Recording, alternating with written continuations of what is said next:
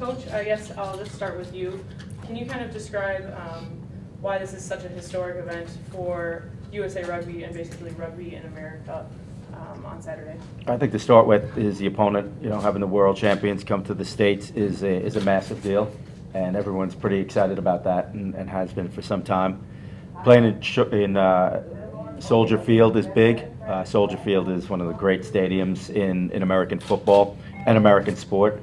And lastly, playing in Chicago, mad sports town. They love it here, and they've done a great job to promote it. So, you know, those three elements coming into the game make it a great occasion. And of course, our guys are really pumped up to play this game. So, fantastic opportunity. So you announced your roster this morning. The All Blacks announced theirs last night. Can you speak a little bit about your selections and maybe about being able to have overseas players here? And could you pick up that mic when you talk? I think for our selections, you know, we have the strongest team that we can get, and that obviously happens with getting our overseas players here. Having them available for this game is big. You know, of course, with our guys being some domestic and a lot of overseas-based professionals, you know, it makes bringing them together sometimes a bit of a challenge. So it's always good when we have the opportunity to bring them in and have the whole squad together. You know, not only for this game, but, you know, looking ahead in the next year, as much time together that we can get in internationals is a big benefit to our program. Okay, Todd, you guys arrived Sunday. Can you tell us a little bit about what you've been doing through the week and kind of what the week ahead or the days ahead look like for you guys? Yeah, everybody flew in Sunday, and first session and meetings were Monday. Had a busy day, just getting everybody on the same page. It's difficult. What Tolkin just touched on is getting everybody around the globe, across the country, in one place, and then get everybody on the same page. So Monday and Tuesday were full of meetings and full of trainings, and just to get everybody on that same page. And yesterday we kind of got off the gas a little bit, and today we're right back on it. So just did the final preparations of training, and then captain runs tomorrow, and then it's showtime. Thanks.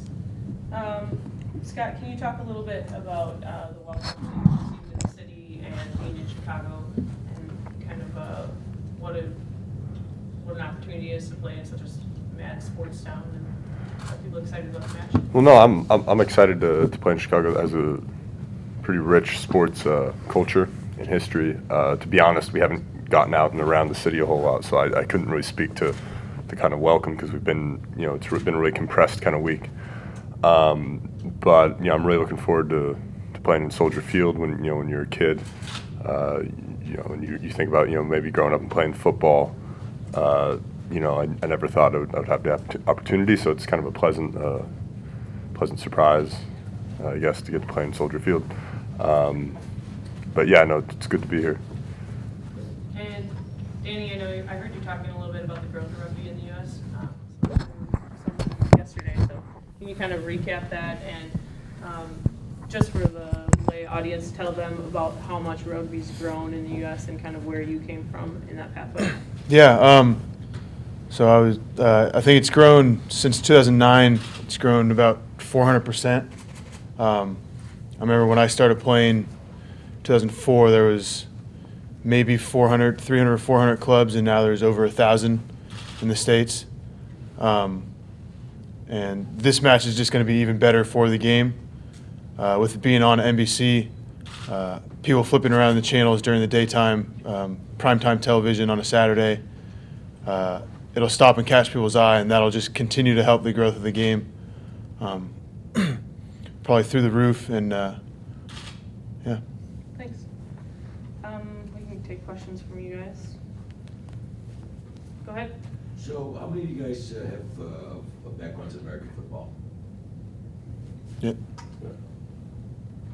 So, Can you speak to that a little bit? What's the question? What level did you guys? Played through high school. Same, yeah. And football was not an option in college, or you started playing rugby, or what was? Found a different passion. I almost walked on at Oregon, University of Oregon, but instead I went to college overseas and played rugby. Mike, can you talk a little bit about the few players that we've had kind of either go to football and come back, or have had pretty good football careers in college and then found rugby? Yeah, I think that we have, obviously Hayden Smith is pretty well documented, his time spent with the Jets. He had a number of guys who played in high school. I'd say this is probably a good half the team played in high school, maybe a couple in college. I know Seamus Kelly, Samuel Minot, big, in high school players, looking to go bigger time in college, which shows rugby, as seeing a better opportunity forward. So there's extensive football with a lot of our guys. But I think a lot of them just found had opportunities in college, but saw a better pathway in rugby where it could be a more fulfilling career. Mike, what is the realistic goals that you've set for your team come Saturday afternoon? I think we've talked about it from even before we got together. What we want to do is we want to get onto the field, get the respect of our opponents, our fans, and ourselves. If we walk off the field leaving our blood and guts, we will be satisfied in the performance that we put out there. I mean, I think that's what you do in any game. And, to speak on scores and results is a little bit foolhardy, and we're very process driven. We look at small bits of the game and try to succeed in those and win battles there. And that's all we do going into any game, and we will here. So the respect factor and where we stand in the view of the national audience, the international audience, our opponent, and especially ourselves is important. There's only 3, what you would class as frontline All Blacks playing in that starting 15 on Saturday. Has that made your job preparing for them a little bit harder because it's not maybe some of the more regular names, the likes of the McCaws and that sort of thing? Well, in the sense of knowing what these guys, the frontline guys, if you will, what they do and their habits are very well documented. A lot of them have 80, 90, well over 100 caps, so you see them more regularly. We have a lot more film on them. So you don't see the guys as much as you might see them in Super Rugby, but you pull on an All Blacks jersey, you've earned it, and you're doing something special. So we know that that's going to be a big challenge no matter who's playing. But you're right, it might be a little less footage on them as in terms of All Blacks. Everyone's talking about the challenge for the players. Is this your biggest challenge as a coach? I think so. There's the obvious opposition challenge, but I think in how to handle the game and the questions that you get put at you, it's the obvious one has always been from the get-go is, do you have a chance? How are you going to play it? What kind of result? And I think, staying grounded with us and the team, and our focus has been the biggest challenge, but the guys have been great, and we've all been on the same page in how we're going to approach this game and how we want to play it, and it's more about ourselves and what we want to do. So that's been a bigger challenge, is all the outside forces kind of coming in. Go ahead. Danny, how important is it for you guys to put on a decent show, considering everything about this match and how important it is historically for USA Rugby and its future development? I mean, most importantly, it's important for us. We want to put on a good show for ourselves. We want to play well. We want to prove that we're a team to be reckoned with in the future.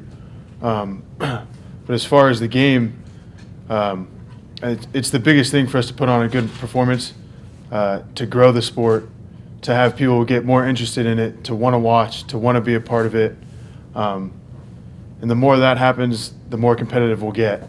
So if we get it first, then the rest will follow. Mike, in England, Stuart Lancaster talks about his influence from Bill Walsh, Vince Lombardi. Wayne Smith talks about Moneyball in the past. Have you got any similar examples from perhaps American sport as a whole with your coaching philosophy? Early on, it was a lot from foreign coaches. It was foreign rugby coaches.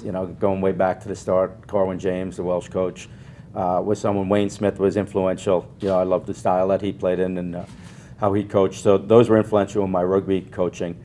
I think most coaches have read at least some of Bill Walsh's massive book in coaching, and that certainly has an influence. But I think with Americans and American sport, we take from a lot of different sports, whether it's basketball, baseball, football. So my early rugby coaching was from outside sources, but some of the rock solid has come from Bill Walsh was very influential, and Bill Belichick, the way they go about business. Saturday is seen as the biggest game in USA Rugby history. What needs to happen to ensure that upward curve doesn't tail off afterwards? Yeah, that's a good question, because I think that's the important thing, is to follow up on this. this is obviously prime time, national TV, and in a great slot, in a great stadium, great opposition. If we can follow up with games, maybe not of the All Blacks magnitude, but similar, where we're getting TV, where we're playing in iconic stadiums and they're high profile, I think that's important. We need consistency and not just a one shot and everyone kind of forgets about it. Do you think, though, you could keep an NFL stadium if you were playing someone like Scotland, as opposed to, how much does the All Blacks, do you think, help facilitate that? Well, the All Blacks, the name themselves, the team, and also everything that comes behind them, the sponsors, that throwing a lot of money into it helps a lot. So, yeah, I think we have to temper it, but we have to make realistic steps. One of the big gains that we've made is that we're playing in stadiums now where we're getting regular crowds of 20,000, against that. And that, for us, that's an important step from 5,000 to getting regular 17 to 20.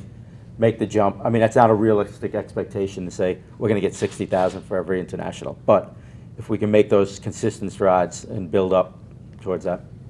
Todd, you've obviously played probably a lot more against some of these guys that are in the team that maybe some of your teammates don't know. Do you have to go out and just remind these guys, hey, I've played against these guys, don't think for anything this is a second string sort of All Black lineup? Do you need to remind them, or are the guys very much aware of that? Yeah, I mean, Coach Tolkin mentioned, you put on the All Blacks jersey, you've done something special in their career, and across the board, and whoever's touring here and going on to Europe is, there's some great players in there, and for us, we have to focus more on us. We don't have the the good setup where we're together for months before this. We got together on Sunday. Our first training session meetings were Monday, so we really have to concentrate more on us rather than our opposition. Yeah, we're aware of them and we have to check off the boxes, but we all have to be on the same page. So the guys know that they're going into a very tough game against a very good team. And we just have to, accept that challenge and perform on the game day. Scott, there's so much around this division.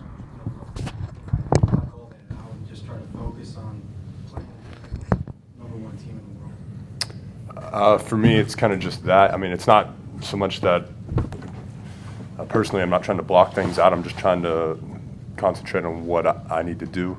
So what's going to be my job? What do I need to do to prepare myself for a game or a game against this kind of opposition? So yeah, I think it's great. I think the buzz is exciting, but it's something that I think we're all trying to kind of welcome and kind of feed off of, but not be daunted by it, because it's when that becomes the case, it becomes a distraction. So really, just to answer your question, it's I mean, you can't worry about things that are real external and outside of our control. It's about our job, what we have to do, and getting that right. There are some more external things for this match, I think, than probably ever have been. Than I've ever, yeah, particularly here in the States, yes. Yeah. So, yeah, but like I said, I mean, it's just something that's going on that we've accepted, and it's great, but it can't get in the way of what we're trying to do in terms of work and getting that process right. Mike? Go ahead, Jim.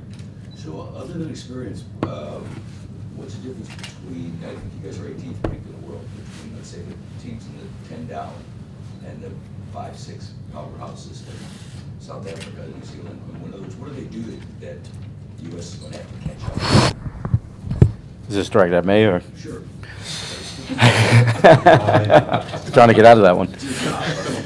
The first thing is obviously money. When you have money, you have the ability to do a lot more to prepare your team. So resources, so that's the big thing.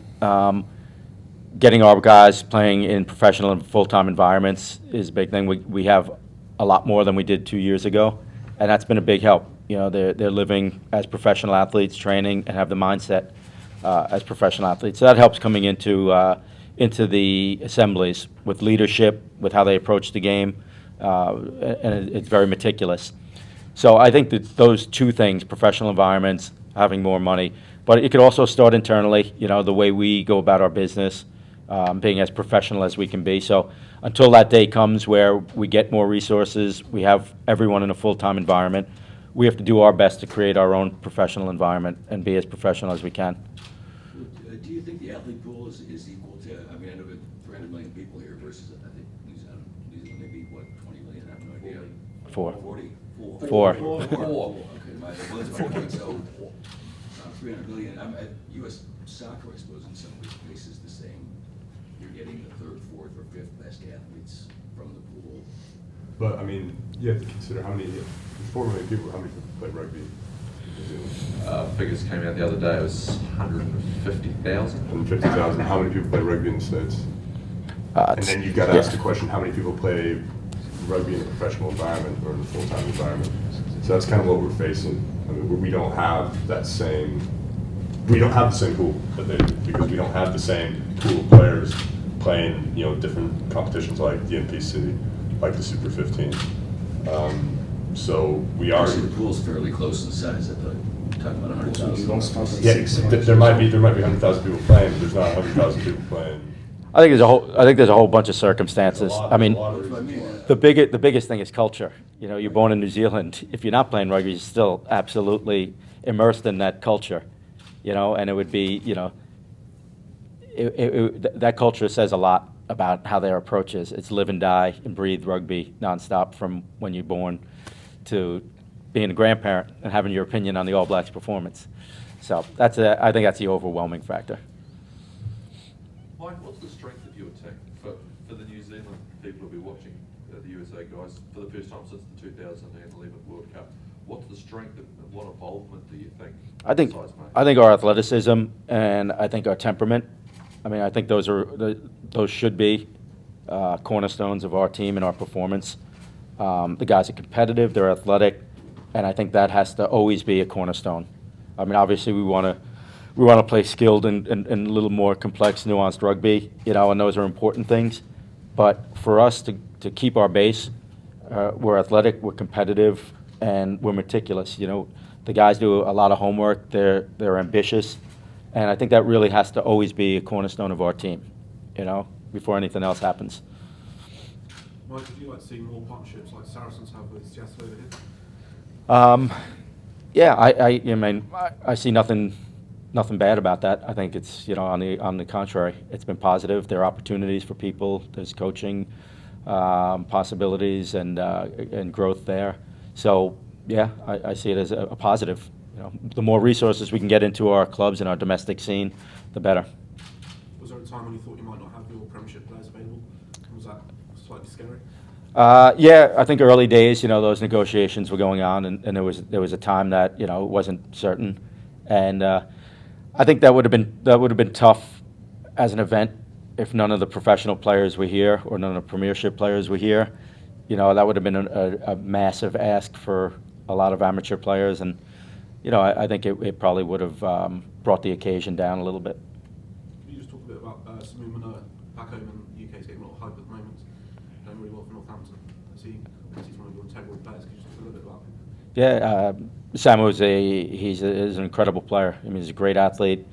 He obviously has done very well over the last couple seasons with Northampton in the Premiership, and he has all the tools. You know, he has speed, he has power, he has agility, and I think he represents a lot of you know, the upper echelon of American athlete, you know, that you might see in some other sports, and he loves being an Eagle, and he loves being around the guys, and vice versa. So, special guy. Danny, you're on the 7th circuit with men's Eagle 7s, working towards a spot at Rio. Knowing that you could go to the Olympics, does this have a different sort of significance for you, playing against the best 15s team? I mean, definitely. Whenever you get a chance like this, you have to take it. I was lucky enough to be let go from the 7s to come play for a couple weeks with the 15s program. But you don't want to miss a game like this if you're playing or watching. So it's going to be a pretty special moment for myself